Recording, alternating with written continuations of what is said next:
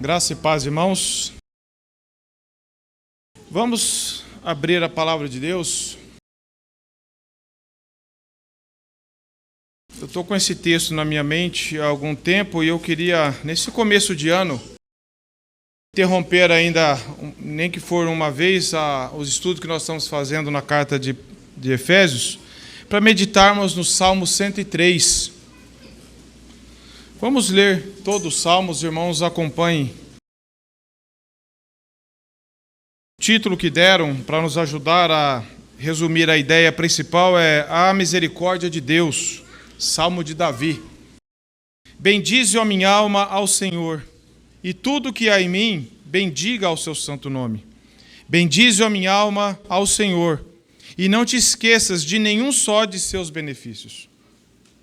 Ele é quem perdoa todas as suas iniquidades, quem sara todas as suas enfermidades, quem da cova redime a tua vida e te coroa de graça e misericórdia, quem farta de bens a tua velhice, de sorte que a tua mocidade se renova como a da águia. O Senhor faz justiça e julga todos os oprimidos. Manifestou os seus caminhos a Moisés e os seus feitos aos filhos de Israel. O Senhor é misericordioso e compassivo, longânimo e assaz benigno. Não repreende perpetuamente, nem conserva para sempre a sua ira. Não nos trata segundo os nossos pecados, nem nos retribui consoante as nossas iniquidades. Pois quanto o céu se alteia acima da terra, assim é grande a sua misericórdia para com os que o temem. Quanto dista o oriente do ocidente, assim afasta de nós as nossas transgressões. Como um pai se compadece de seus filhos, assim o Senhor se compadece dos que o temem. Pois ele conhece a nossa estrutura e sabe que somos pó. Quanto ao homem, os seus dias são como a relva, como a flor do campo, assim ele floresce. Pois, soprando nela o vento, desaparece, e não conhecerá daí em diante o seu lugar. Mas a misericórdia do Senhor é de eternidade a eternidade sobre os que o temem, e a sua justiça sobre os filhos dos filhos, para com os que guardam a sua aliança e para com os que se lembram dos seus preceitos e os cumprem. Nos céus estabeleceu o Senhor o seu trono, e o seu reino domina sobre tudo. Bendizei ao Senhor todos os seus anjos, valorosos em poder, que executais as suas ordens e lhe obedeceis à palavra. Bendizei ao Senhor todos os seus exércitos, vós, ministros seus, que fazeis a sua vontade. Bendizei ao Senhor vós, todas as suas obras, em todos os lugares do seu domínio. Bendize, ó minha alma, ao Senhor. Vamos orar. Senhor, que texto maravilhoso, que texto que exorta, que nos estimula, que nos adverte, Senhor, a bendizermos ao Senhor pelo que o Senhor é e pelo que o Senhor fez por nós. Coloque em nossos corações esse mesmo desejo que tem colocado no coração de Davi, para louvarmos o Senhor, para relembrarmos tudo que o Senhor fez por nós, tudo que o Senhor é por nós. Nos dê graça agora para compreendermos a Tua Palavra, para explicarmos a Tua Palavra com fidelidade e simplicidade, mas também com profundidade. Que o Teu Espírito Santo nos ajude e faça germinar essa semente do Evangelho cada dia mais no nosso coração. Em nome de Jesus. Amém. Meus irmãos, você já pregou o Evangelho para alguma pessoa? Algum amigo seu? Algum parente, colega de trabalho, vizinho? Provavelmente sim. Provavelmente, eu digo pregar o Evangelho não é fazer um sermão para alguém necessariamente, mas é você falar das boas novas para alguém. Você já falou de Cristo, você já falou sobre a razão da sua fé, você já falou do que te move, do que você foi liberto, do poder do pecado, do inferno, do que Cristo fez. Você já falou de alguma forma assim para alguém? Provavelmente sim. Todos nós tivemos oportunidades. Infelizmente, muitas vezes nós nos acanhamos, às vezes até nos acovardamos.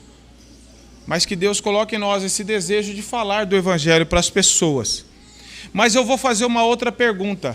Você já falou do Evangelho, você já pregou o Evangelho para você mesmo? Você já pregou o Evangelho para você mesmo? Você já se exortou pela palavra? Você já se estimulou na fé? Você já deu um chacoalhão em você mesmo com o Evangelho? Muitas vezes nós somos hábeis de pregar o evangelho para os outros e devemos fazê-lo. Mas muitas vezes nós somos muito letárgicos, muito passivos conosco mesmos, no sentido de nos aconselharmos de forma errada.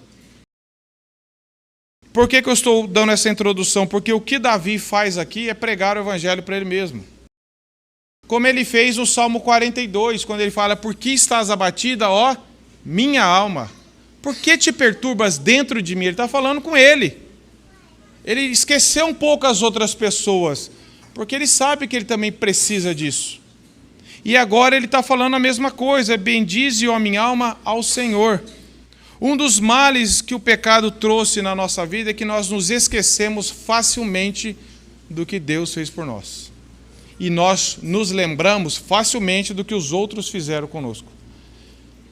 Nós lembramos de ofensas que fizeram conosco com muita habilidade, quando nós deveríamos perdoar e esquecer.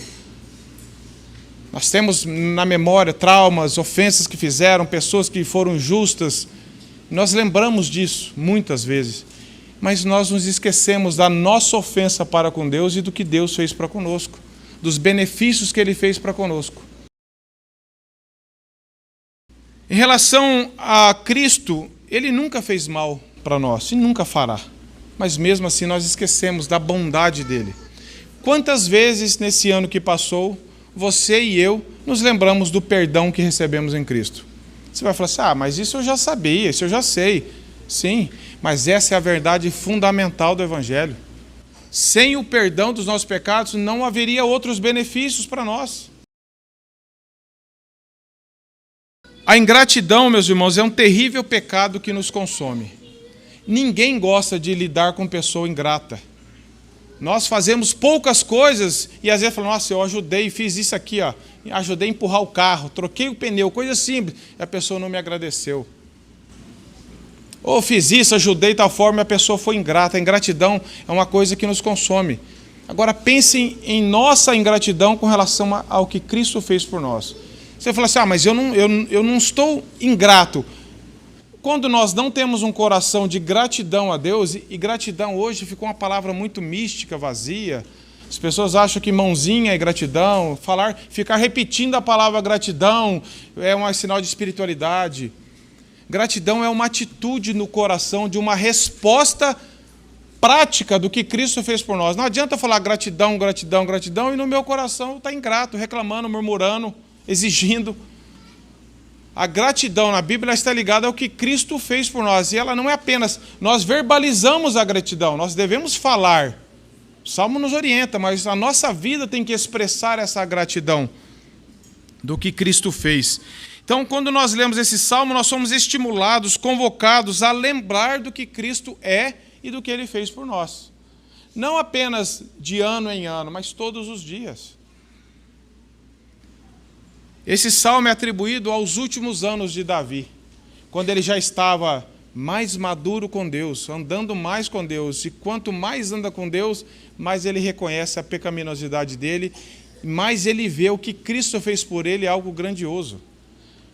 Nós pensamos que, quanto mais maduro, veja, quanto mais maduro Davi estava andando com Deus, mais ele lembra dos benefícios que ele recebeu em Cristo, que é perdão dos pecados, que é misericórdia de Deus, que Deus não nos trata segundo os nossos pecados, que nós não somos consumidos pela misericórdia de Deus, mas que a nossa vida é pó, é erva, é rápida, mas que Deus nos amou, mesmo quando nós éramos seus inimigos. Então nós vemos que um sinal de maturidade em Deus é o reconhecimento do que Cristo fez por nós, sem que nós merecêssemos absolutamente nada. E mais, sendo que nós merecíamos totalmente o oposto disso. Spurgeon diz que esse salmo é a resposta do homem às bênçãos de Deus. E ele diz: nem 1000 penas poderão escrever sobre tudo o que diz o salmo. Ele é uma daquelas partes da Escritura abrangente que contém uma Bíblia em si mesma e que sozinha quase é suficiente para o inário da igreja. Veja como os homens entendem esse salmo, como ele é completo, em forma assim de nos exortar, de nos estimular à gratidão. Uma divisão desse salmo, rapidamente, só para nós entendermos, o objetivo nosso não é falar todos os versos do Salmo aqui, mas nós tratarmos os primeiros 4, 5 versos e a partir dessa base, vermos algumas verdades do Salmo. Mas só para os irmãos terem em mente, do verso 1 ao verso 5, o salmista canta as misericórdias pessoais que ele mesmo tinha recebido. Ele está falando de algo bem pessoal. Bendize, ó minha alma, Senhor.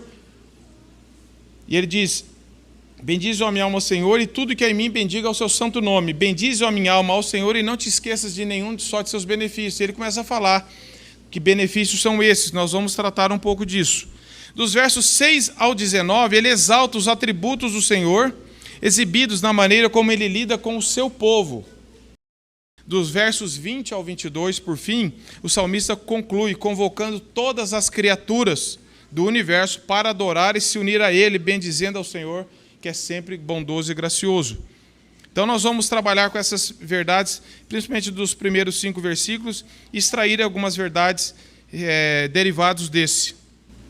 A vida cristã, meus irmãos, ela é feita de graça passada, graça presente e graça futura. Nós devemos olhar para trás e ver o que Cristo fez por nós ao longo da história. Isso nos estimula a aprender a confiar nele.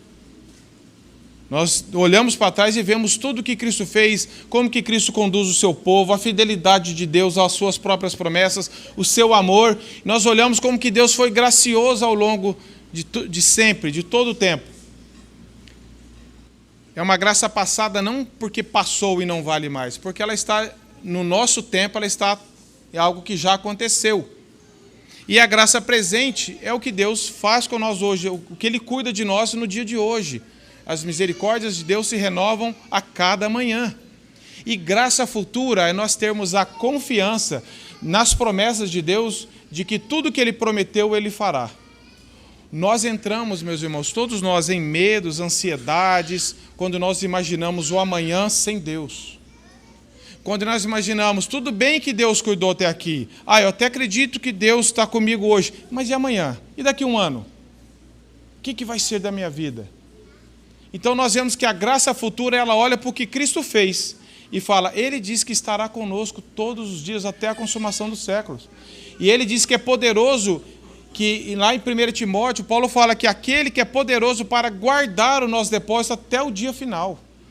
Então isso é graça futura. Eu falei assim, aconteça o que acontecer, eu confio no que Cristo falou, que vai cuidar de nós e nunca vai nos desamparar. Ele disse, jamais vos desampararei. É nós confiarmos que Deus continuará conosco, porque assim mesmo Ele quis fazer. Então nós podemos olhar para trás numa retrospectiva e ver o cuidado de Deus. E numa prospectiva para frente, né? Nós olharmos e falar, Senhor, acalma o meu coração. Como o salmista fala, aquietai-vos e sabei que eu sou Deus. Descansa no cuidado de Deus. Nós não sabemos do amanhã, nós não sabemos nem daqui a 10 segundos, mas Deus sabe todas as coisas, e é nele que nós devemos confiar. Então, meus irmãos, tratando um pouco, o salmista começa no verso 1, ele diz assim, bendize a minha alma ao Senhor, e tudo o que há em mim bendiga ao seu santo nome. Tudo. Deus, Ele quer a nossa integridade. Tudo que há em nós devemos bendizer ao Senhor. Não é apenas com o meu trabalho, com o meu dom na igreja. Qual que é o mandamento? Amar ao Senhor de todo o nosso coração, com toda a nossa força, com todo o nosso ser, com todas as faculdades que Deus nos criou. Pensamentos, emoções, vontades, tudo que é em nós devemos bendizer a Deus de forma íntegra. Um cristão dividido é um terrível testemunho do Evangelho. Um cristão que louva a Deus de uma forma e desglorifica Ele em outra. Que faz isso, mas age contrariamente. Então, o salmista está nos convocando para que nós possamos bendizer, louvar a Deus em tudo. E a primeira razão que ele coloca aqui, meus irmãos, não é em um benefício que ele recebeu, é pelo que Deus é. Veja o final do verso. Bendize a minha alma, Senhor, e tudo que é em mim bendiga ao seu santo nome. Isso fala da natureza perfeita, pura, totalmente separada de Deus. Deus é santo. Nós lemos vários textos da palavra de Deus que falam da santidade de Deus. E o salmista, então, ele começa a falar assim, eu vou bendizer a Deus, antes de bendizê-lo pelo que Ele fez por mim, é pelo que Ele é. Ele é santo. Só isso, meus irmãos, nós já temos razões de sobra para bendizermos a Deus, pela santidade de Deus, pela pureza dele. E veja o que o salmista está falando aqui. Ele está dizendo, isso aqui me impressionou, meus irmãos, ele está falando, bendize a minha alma. O salmista está se chacoalhando, se despertando. Provavelmente a alma dele, a vontade dele, as emoções dele lutam contra isso, esquecem. Tende a pensar nas circunstâncias, medo do futuro, traumas do passado, ansiedades do presente, mas ele está falando, para com isso. Como se você estivesse tentando ajudar alguém. Você pega no ombro da pessoa e fala, não é isso, confia em Deus. Não é assim que a gente fala às vezes? Confia em Deus, vamos para a palavra de Deus, vamos depositar o nosso coração na palavra de Deus. E ele está falando isso com ele mesmo. Você já fez isso com você? Será que eu já fiz isso comigo? Porque quando nós vamos nos aconselhar, nós entramos às vezes numa espiral de ficarmos no autocomiseração, dando conselhos errados, quando não com conselhos seculares, comparações. Mas nós precisamos estar cheios do Evangelho, para que nós possamos falar para nós mesmos, espera lá, bendize a minha alma, Senhor, confia nele, e relembrar o que Deus fez por nós. O que o salmista fala no Salmo 119, lá pelos versos 50 e 51, se não me engano? Ele fala assim, o que me consola na minha angústia é isso, que a tua palavra me vivifica. Nós temos que ir para a palavra de Deus, ela nos vivifica, ela nos restaura. No Salmo 19 não fala isso? Ela restaura a alma. Então nós precisamos falar do Evangelho para nós mesmos. Sim, falaremos para os outros, mas o tema hoje é fale do Evangelho para você. Relembre o que Deus fez por você. Relembre quem você era à luz da Bíblia e à luz da palavra de Deus, o que Deus fez por você. Mas fale firmemente com a sua alma, à luz da palavra de Deus. Se estimule, se exorte, se corrija. Sempre assim, espera lá. Como o salmista fez no Salmo 42 mesmo. O que ele está falando assim? Por que estás abatido, a minha alma? Com quem que ele está falando? Com ele mesmo. Ele está falando, por que você está abatido? Será que você está temeroso? Será que você está com medo, ansioso, duvidando do amor de Deus? Está com medo das circunstâncias externas, como Davi era perseguido? E ele fala assim, por que você está abatido? O abatimento, meus irmãos, muitas vezes nos assaltam. Nós não podemos negar isso. Nenhum cristão que só vive lá em cima no topo. Nós precisamos falar, Senhor, por que eu estou abatido? Aí você começa a lembrar, eu me afastei da palavra, da comunhão com Deus. Eu não estou lendo a Bíblia, eu não estou orando, eu não estou buscando a Deus. E mesmo às vezes fazendo isso, nós temos lutas, porque nós somos frágeis. E nós devemos constantemente estar nos exortando, nos estimulando, falando do Evangelho para nós mesmos. Eu sei que tem muitas pessoas que não louvam a Deus, mas nós devemos buscar, primeiramente, ver se nós mesmos estamos louvando a Deus. É como se ele estivesse se acordando espiritualmente. Não fale mentira para você. Fale do Evangelho. Não fique falando, acho que Deus esqueceu de mim, acho que Deus não é poderoso, é isso aqui, acho que a palavra de Deus só funciona para os outros, para a minha casa não. Fale do Evangelho, pregue a verdade, fala, confie em Deus. Deus é poderoso, Senhor, tem misericórdia de mim. Desperta a minha mente, Senhor, eu quero aprender a confiar no Senhor, o Senhor é bom. Eu sei que hoje eu não estou nem crendo muito nisso no dia de hoje, Senhor, mas me dê um coração assim. Não deixe eu me enganar com conselhos errados. Olha o que Spurgeon disse sobre isso. A nossa vida e o nosso interior devem ser concentrados nesse prazeroso serviço. E cada um de nós deve despertar o seu próprio coração para envolver-se. Que os outros se abstenham se puderem. Que os outros murmurem, mas tu bendize a Deus. Que os outros digam a si mesmos e aos seus ídolos, mas tu bendize ao Senhor. Que os outros usem somente suas línguas para outros fins, mas quanto a mim, clamarei, bendize a minha alma ao Senhor. Talvez nós não podemos controlar, claro que não podemos, o que os outros estão falando. Nós devemos nos estimular, mas conosco mesmo nós devemos bendizer ao Senhor, e isso envolve uma luta, irmãos, porque nem sempre é fácil. O pecado está rondando e nós queremos reclamar, e nós queremos murmurar, e nós queremos dar um jeito de ser misericordiosos conosco mesmos e muito rígido com os outros. Mas nós devemos ser mais misericordiosos com os outros e mais rígidos conosco mesmos. Eu sei que você e eu podemos e temos razões para fazer isso. A primeira razão é a santidade de Deus. Se você ler lá 1 Samuel 2, 2 e 3, Apocalipse 4, 8, Levítico 11, 44, todos esses falam que Deus é santo, a santidade de Deus, eles louvam a Deus por esse atributo. O segundo, meus irmãos, é uma gratidão não de forma apenas geral, mas de forma específica. Muitas vezes nós somos oramos muito de forma generalizada. Isso faz parte. Tem esse aspecto também, mas nós precisamos ser um pouco mais específicos. Nós temos inclinação de agradecer sempre de forma geral. Mas nós precisamos também ser mais específicos na nossa gratidão.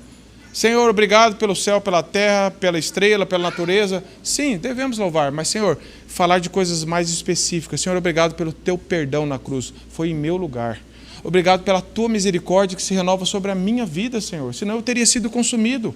Obrigado, Senhor, porque o Senhor não me trata segundo os meus pecados, senão eu estaria perdido.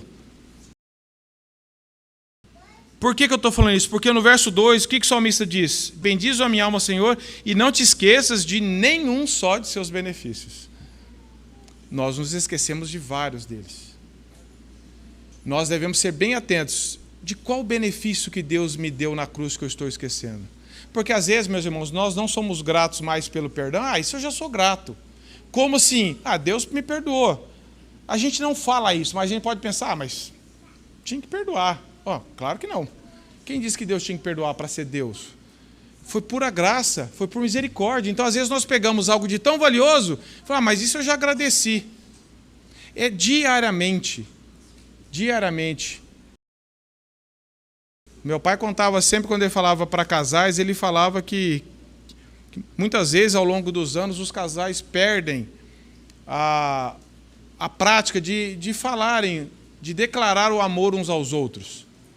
Você pega recém-casado, sempre está junto, falando, elogiando, aí passa 10 anos, já começa, entra na reunião, já não está mais de mão dada, né? Ele sempre contava isso. Ele até brincava, dá para saber quantos anos de casado tem pelo jeito que entra na igreja. Um já entra na frente, outro entra atrás. E às vezes ele brincava assim, que ele falava assim pro marido ou para a esposa, né? Qual foi a última vez que você falou para sua esposa ou para o seu marido que você ama ele, que você admira, que você tem prazer de estar com ele e tal, como você falou lá no começo? Olha, a última vez que eu falei foi quando nós casamos, há 30 anos, mas eu não mudei de ideia. Tudo bem que não mudou de ideia, mas fala, declare, reconheça. Com o evangelho é a mesma coisa. Eu sei que Deus me perdoou, eu agradeci isso no dia do meu batismo ou no começo da minha vida cristã. Mas qual foi a última vez que você, diante de Deus, falou assim, obrigado que o Senhor me perdoou, porque eu não merecia o teu perdão. Eu não mereço as tuas misericórdias. Eu não mereço o teu amor por mim.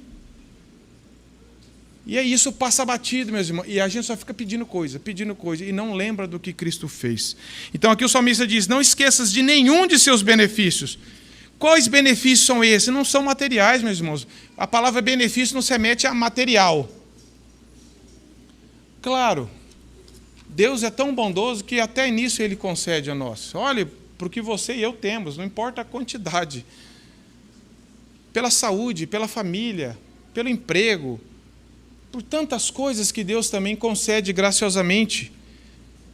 Mas o salmista não fala de benefícios materiais aqui, embora nós devemos agradecer a Deus por isso.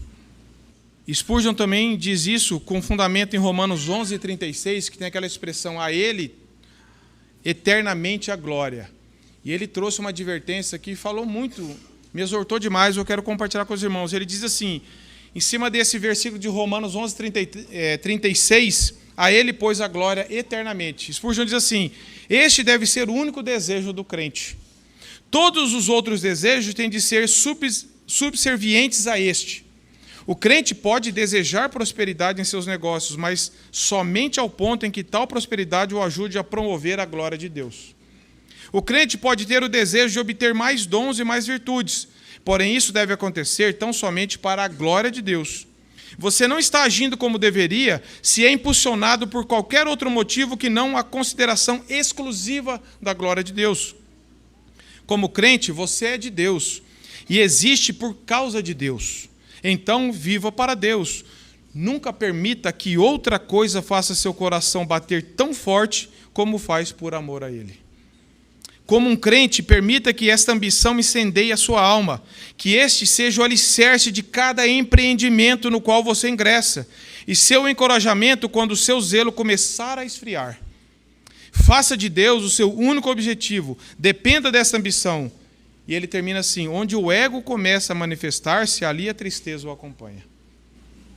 Veja que nós devemos louvar a Deus por tudo, por cada detalhe da nossa vida, pelo seu emprego, pela sua família, por tudo. Benefícios que Deus nos deu. Mas a lembrança nossa é muito traiçoeira, meus irmãos, em relação às melhores coisas. Se nós pararmos para lembrar, imagina o seu filho, todos nós que temos filhos, e nós já fomos filhos que morávamos nas casas dos nossos pais também. Eu lembro que às vezes reclamava por uma coisinha que não tinha. E aí o nosso pai chacoalha a nossa mente e fala assim: olha o que você tem. E às vezes nós falamos com o nosso filho, fala: filho, é correto você ficar reclamando pela falta disso? De que você não precisa, só porque alguém tem, só porque teve uma propaganda e nós não olharmos. Nós somos naturalmente, todos nós por causa do pecado, nós somos ingratos. Nós esquecemos das coisas que Deus fez e só reclamamos do que achamos que Deus deveria nos dar. Ah, mas eu queria... Tudo bem que eu moro nesse lugar, mas eu queria morar no outro. Tudo bem que eu tenho esse carro, mas eu queria um outro carro. Tudo bem que mas eu queria... E nós tratamos as bênçãos de Deus como se fosse algo assim, Deus tinha que fazer. E agora eu vou exigir coisas maiores. O nosso coração entra na murmuração. Aonde falta gratidão, começa a invadir a murmuração, meus irmãos. Nós começamos a reclamar das coisas facilmente, porque nós nos esquecemos que nós nada merecemos diante de Deus. Nós precisamos, então, nos estimular a louvar a Deus. Nós podemos colocar diante de Deus os nossos pedidos, Deus permite isso. Mas se Deus não nos atender, que o nosso coração continue grato pelo que temos.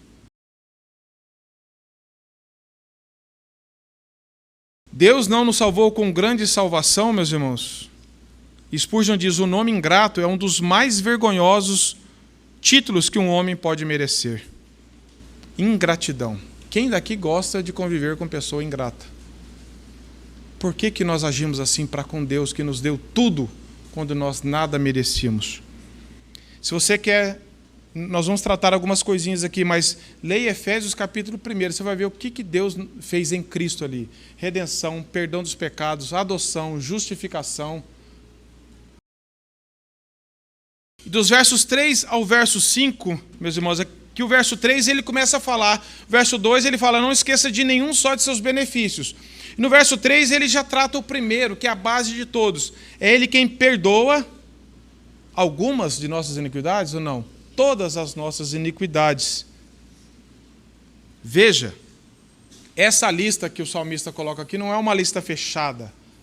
Só foi isso, embora isso aqui já é suficiente. Existem outras coisas que Deus fez ao longo da palavra de Deus que nós lemos. Mas veja algumas listas que ele coloca: perdão, remissão da nossa vida, da perdição. Ele volta a falar sempre da misericórdia de Deus que não nos consome. E ele fala então aqui, primeira coisa, é Ele quem perdoa as nossas iniquidades. Quem é que pode perdoar pecados? Somente Deus. Ele tinha a obrigação de perdoar as nossas iniquidades? Não tinha. Não tinha. E por que o fez? Porque Ele é gracioso, bondoso, misericordioso, porque estava no plano eterno dEle. Nós não merecíamos o perdão de Deus, meus irmãos. Novamente, Spurgeon diz assim: o pecado perdoado é, na nossa experiência, um dos melhores consolos da graça. Uma das primeiras dádivas de misericórdia. Na verdade, a preparação necessária para que se aproveite tudo o que a segue. Até que a iniquidade seja perdoada, a cura, a redenção e a satisfação são bênçãos desconhecidas. O perdão é o primeiro na ordem da nossa experiência espiritual e, de certa forma, o primeiro em importância. O perdão concedido é presente, ele perdoa. É contínuo, pois ele ainda nos perdoa. É divino, pois só Deus concede o perdão.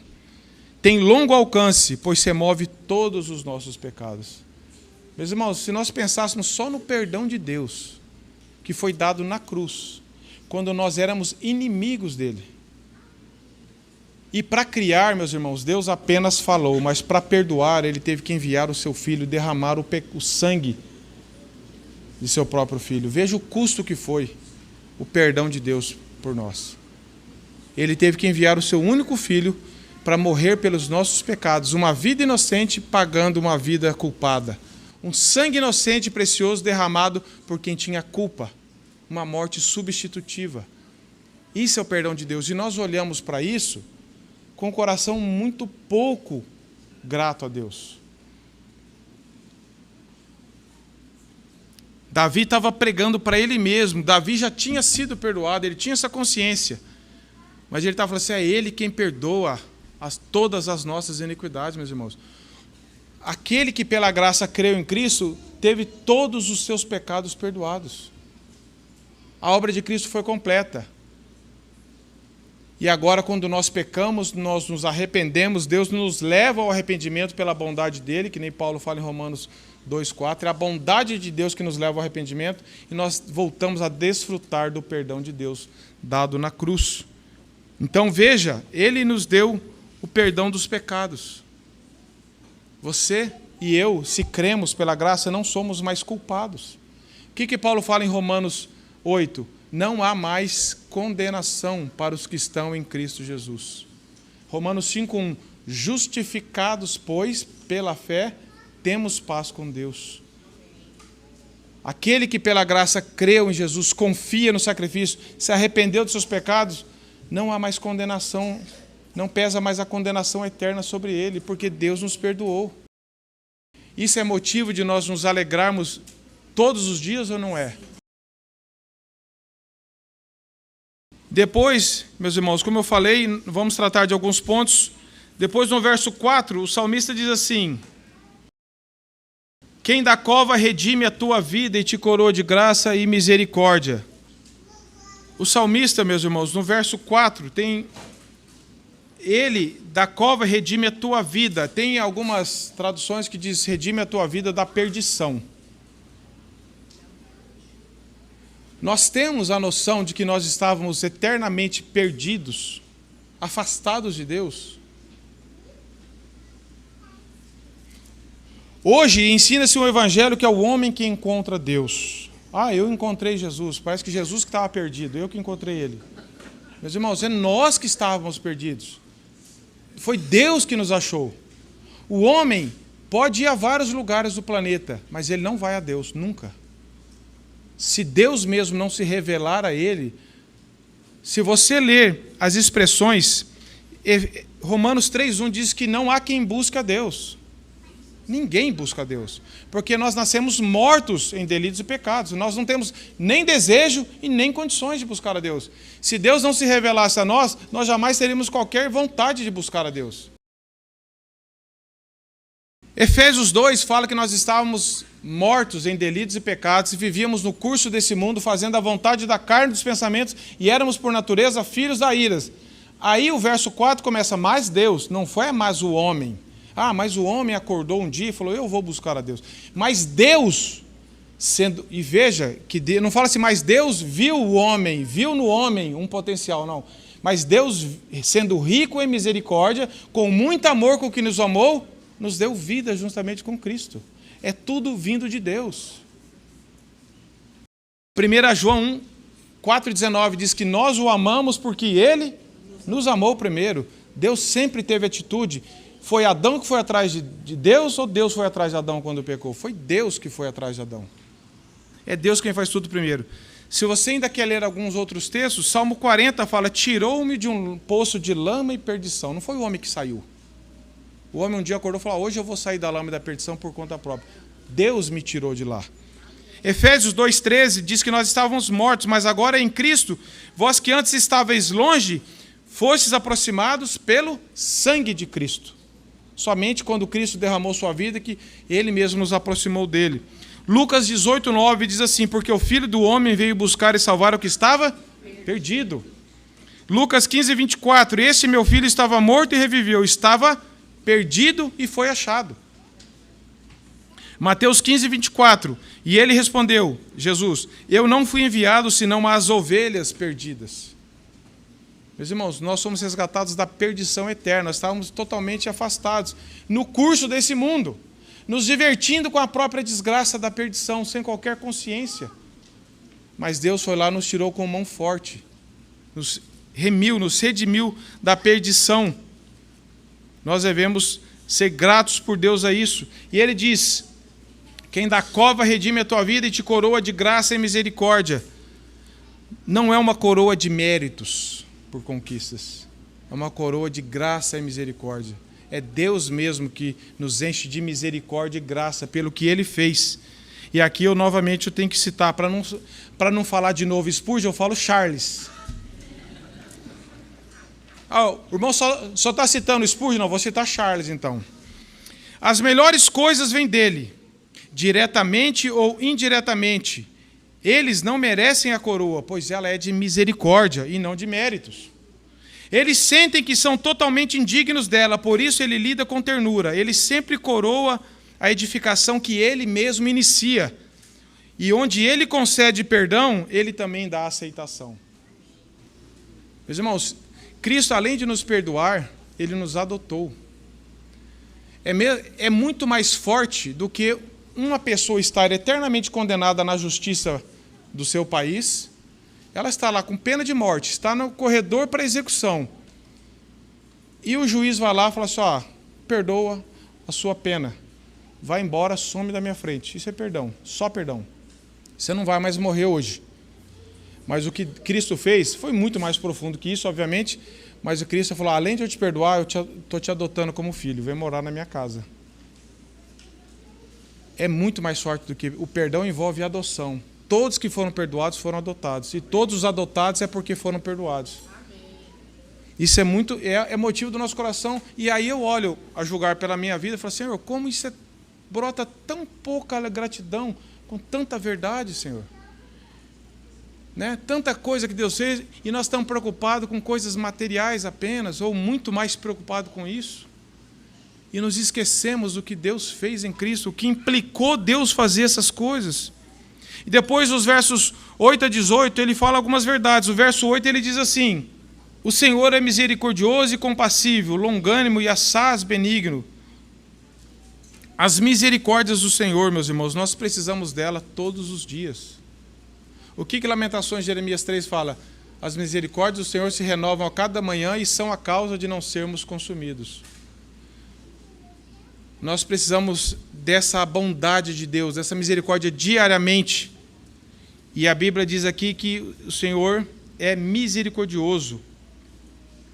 A misericórdia perdoa o pecado, a graça concede a benevolência. Ambas vêm abundantemente do Senhor. Não há nada que nós recebemos que não está em Cristo, meus irmãos. Não tente receber essas coisas fazendo coisas por receber, por merecer. Isso aqui está todo para aquele que por graça crê no Evangelho, que foi alcançado pela graça. E a Bíblia diz que aquele que faz justiça e juízo, ainda assim se alegra na misericórdia. Deus é perfeitamente equilibrado em todos os seus atributos. Sim, Ele faz juízo, mas Ele exerce misericórdia com juízo. E a Bíblia diz aqui no Salmo também que no verso 8, no final, diz que Ele é longânimo e grande em benignidade, assaz benigno, muito benigno. Ser longânimo não é ser indiferente ao pecado. Não é fazer vistas grossas ao pecado. Não é fingir que não aconteceu nada, pois Deus age com perfeição no tempo dele. A longanimidade é um dos atributos, é um da bondade de Deus. Deus, então, nós podemos falar que Ele se demora dentro da sua vontade imutável, com pausas de amor, para nos levar ao arrependimento. Deus nos dá muitas oportunidades de nos arrependermos verdadeiramente, meus irmãos. Ele lida com os maiores pecados e com os seus próprios filhos, mas com os pecados daqueles que não creem, meus irmãos, é ira. E esse pecado vai ser levado para a eternidade na condenação, mas para os filhos de Deus, para aqueles que creem, essa ira, mesmo que Deus exerça a misericórdia com ira, porque ele se ira contra o pecado, tem vida curta. Jamais os nossos pecados, jamais a ira, o tratamento de Deus conosco vai durar a eternidade. Nós vamos ver isso. Ela é exibida com punições paternas, como um pai corrige os seus filhos, para que os filhos aprendam e retornem à comunhão com eles. Deus faz com esse mesmo objetivo conosco. Ele não aflige com a disposição de nos mandar para longe dele, mas de nos atrair, como nós devemos fazer com os nossos filhos. Toda vez que nós disciplinamos, corrigimos, educamos os nossos filhos, é para que eles se aproximem de nós de uma forma um pouco mais madura.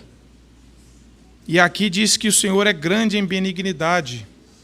E olha só o verso 9, ele não repreende perpetuamente, nem conserva para sempre a sua ira. Sim, ele repreende como um pai que ama, mas não faz sem misericórdia e sem bondade. E Deus nos repreende, meus irmãos, porque Ele não pode suportar pecados nas nossas vidas. Deus odeia o pecado. E quando nós estamos praticando algum pecado sem arrependimento, Deus vai lidar de alguma forma para nos levar ao arrependimento. Ele bondosamente nos repreende para nos corrigir e nos levar ao arrependimento. Se você ler os versos 67, 68 e 71 do Salmo 119, eles vão falar isso. Nessa linhagem, eles falam assim: foi bom eu ter passado pela aflição para que eu aprendesse os teus mandamentos. Quando um filho de Deus passa por algum problema que Deus corrige, é para aproximá-lo mais de Deus, ser um pouco mais lapidado, mais transformado à semelhança de Cristo. Matthew Henry diz assim: Deus se demora a enfurecer-se, Ele suporta por muito tempo aqueles que são os mais provocadores. Adia sua punição para dar espaço ao arrependimento e não executa rapidamente a sentença da sua lei. Não obstante, Ele manifesta seu descontentamento pelos nossos pecados por meio das repreensões, da providência e das censuras de nossas próprias consciências. Ainda assim, Ele não nos deixará para sempre na dor e no terror. E após o espírito de cativeiro, nos inundará com o espírito de adoção.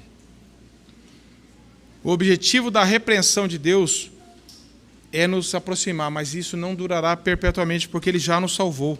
Ele não conserva para sempre a sua ira. E Ele diz o verso 10, e não nos trata segundo os nossos pecados, nem nos retribui consoante as nossas iniquidades. Por quê? Porque Ele perdoou. Ele não impropera, Ele não fica jogando na nossa cara os pecados que Ele já perdoou. Ele trata conosco. Ele nunca vai permitir que um cristão peque em paz. Aquele que peca em paz é um indício de que ele não nasceu de novo.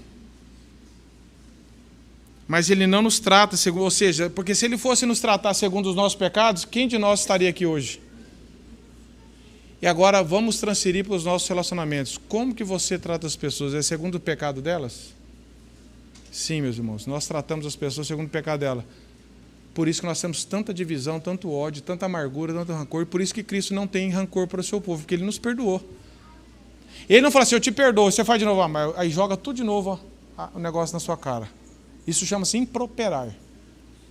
Ficar sempre lançando, sempre com aquela carteira de cobrança. Meu pai falava, a pessoa anda com a carteira de cobrança. Você fala um negócio, ó, você já fez isso naquele ano, naquele mês, mas você falou que perdoa, não, mas está anotado aqui, ó. Deus não fica fazendo assim, porque Ele perdoou.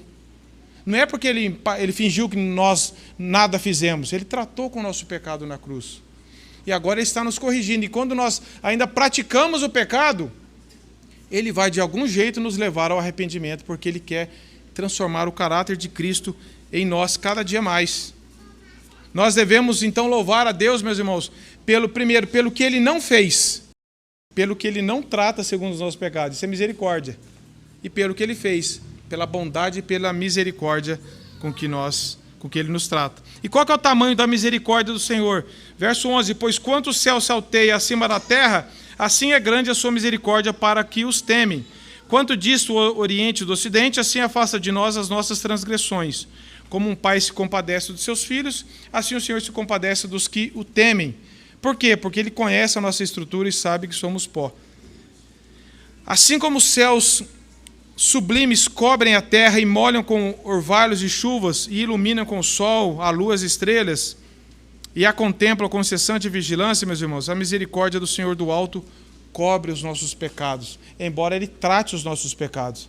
Mas a misericórdia faz com que nós não sejamos consumidos pela ira de Deus, porque Ele nos trata com misericórdia também. Depois o verso 15 fala: quanto ao homem, os seus dias são como a relva, como a flor do campo, assim ele floresce. Pois soprando nela o vento desaparece e não conhecerá daí em diante o seu lugar. O homem, meus irmãos, ele é passageiro, ele é um sopro. Mas, olha o contraste do verso 17. Embora o homem seja passageiro, seja como uma flor do campo, que soprando nela o vento desaparece. Olha o contraste. Mas a misericórdia do Senhor é de eternidade a eternidade sobre os que o temem. A misericórdia do Senhor não é passageira como o homem é. Ela é de eternidade a eternidade. Deus não muda. Nada muda o plano de Deus. O Senhor não muda, Ele resolveu por graça ser misericordioso conosco. E Ele é, porque assim Ele mesmo prometeu. O verso 17 fala que a misericórdia do Senhor é de eternidade a eternidade sobre os que o temem. Verso 18 diz: para com os que guardam a sua aliança e para com os que se lembram dos seus preceitos e os cumprem. Ou seja, quem desfruta dessa misericórdia de Deus? O texto está falando, os que o temem. Aqueles que temem. O que é temer a Deus? É só vir à reunião? É só falar? Temer a Deus envolve um coração primeiro rendido, quebrantado, obediente a Deus, que tem reverência por Deus e por sua palavra, que teme o pecado, que teme as promessas de Deus, que teme o juízo de Deus por amor a Deus. Aqueles que o temem, esses são alvos da misericórdia de Deus. Novamente, Matthew Henry diz: a misericórdia divina é grande por aqueles que temem a Deus e não por aqueles que o não tomam a sério. Devemos temer ao Altíssimo e a sua bondade. A magnitude de seu perdão é a evidência da grandeza da sua misericórdia. Toda essa misericórdia é para que os temem. Deve haver reverência humilde e sincera em nosso coração. Não adianta eu ignorar a Deus, eu blasfemar contra Deus, eu viver do meu jeito e depois falar: Senhor, me abençoa, tem misericórdia de mim. Eu tenho que pedir misericórdia de Deus para Deus me levar ao arrependimento, para crer nele e viver nos caminhos, porque os caminhos de Deus são abençoados. Se eu vivo quebrando o princípio, ignorando, negando a Deus, como que eu posso querer desfrutar das misericórdias de Deus, do benefício do perdão?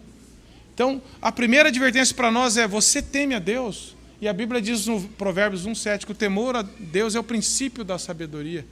Peça a Deus que ganhe o seu coração, que dê temor de Deus no seu coração.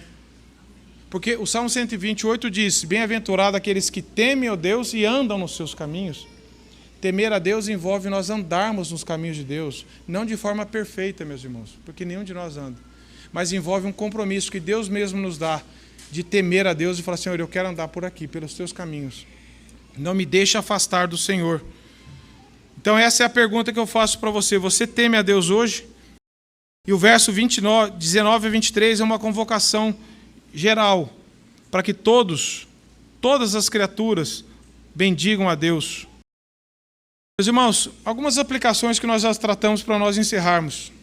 Você consegue ver nesse salmo motivo suficiente para você louvar a Deus pelo que Ele é e pelo que Ele fez, sendo que nós nada merecíamos? Você tem tido um louvor íntegro ou ainda muito dividido? Todos nós não somos íntegros ainda em nosso bem dizer a Deus, mas nós temos esse desejo: Senhor, eu quero te louvar por tudo que eu sou, de forma a todas as minhas forças, todo o meu coração, todo o meu entendimento, toda a minha alma. Você tem esquecido de muitos benefícios de Deus, que o salmista fala: Senhor, não me esqueça de nenhum dos meus benefícios. O que nós estamos celebrando hoje aqui, a morte de Cristo, que envolve também a ressurreição dele, que ele deu a vida dele, partiu o corpo dele. Não devemos fazer isso apenas uma vez. Como igreja, sim, mas na nossa vida nós devemos lembrar disso todos os dias, que Deus deu a vida dele por nós, voluntariamente. Louvamos a Deus pelo perdão. Olhe para a sua vida, eu olho para a minha. Vamos só pegar esse último ano, meus irmãos. Ou pode pegar a última semana. Quantas vezes nós louvamos a Deus porque nós somos perdoados? Senhor, eu merecia a condenação, o Senhor me perdoou em Cristo porque o Senhor quis me perdoar. Você louvou porque Deus te resgatou da perdição do pecado? Ou você ainda acha que você que encontrou a Deus, que você que buscou a Deus por iniciativa própria? Pela bondade de Deus, pela misericórdia de Deus, que é de eternidade a eternidade. Louvar a Deus porque, embora Ele tratou com os nossos pecados, embora Ele ainda nos discipline, mas Ele não nos trata segundo nós merecemos. Isso é muito consolo. Eu quero terminar aqui lendo um depoimento. Uma mulher chamada Elizabeth Adamson. Essa mulher ouvia as pregações de John Knox e ela foi conduzida a Cristo e ao descanso.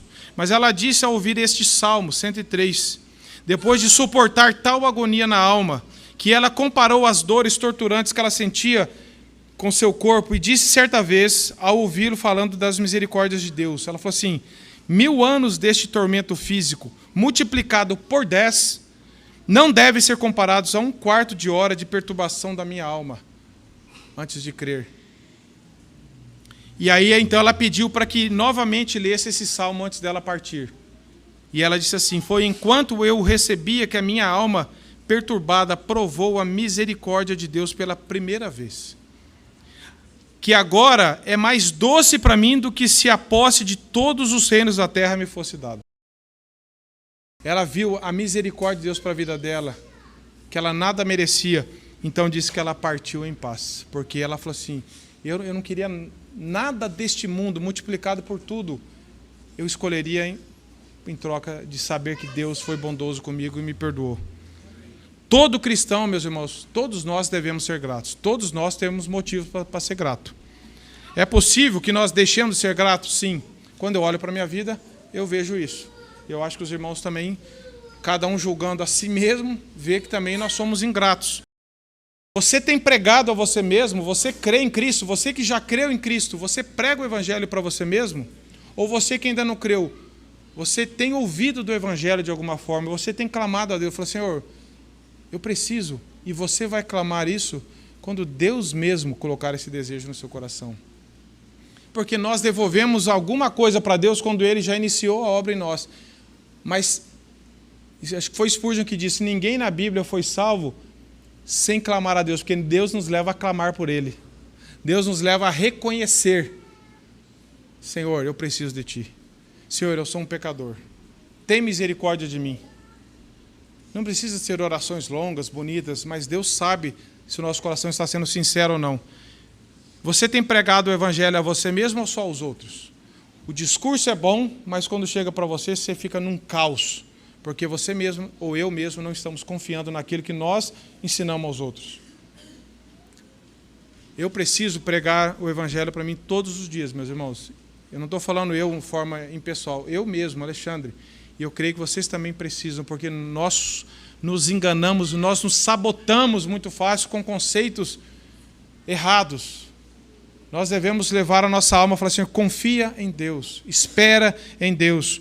E bem dizer a Deus não só com palavras, sim com palavras também, mas com todo o nosso ser, porque só Ele tem poder de perdoar pecados. Clame ao Senhor, e a Bíblia diz no Salmo, em Isaías 55, de 6 a 11, fala assim: busque ao Senhor enquanto se pode achar. Sabe por quê, meus irmãos? Porque vai haver um dia onde não vai haver mais oportunidade de buscar a Deus. Aqui, a expressão de Isaías é: busque a Deus enquanto Ele se permite ser encontrado. Se você tem ouvido o Evangelho hoje, clame a Deus. Fala: Senhor, como que está o meu coração? Eu quero iniciar um ano. Para Deus não tem ano novo, mas no nosso calendário, eu quero iniciar com o coração mais comprometido com o Senhor, reconhecendo tudo que o Senhor fez por mim.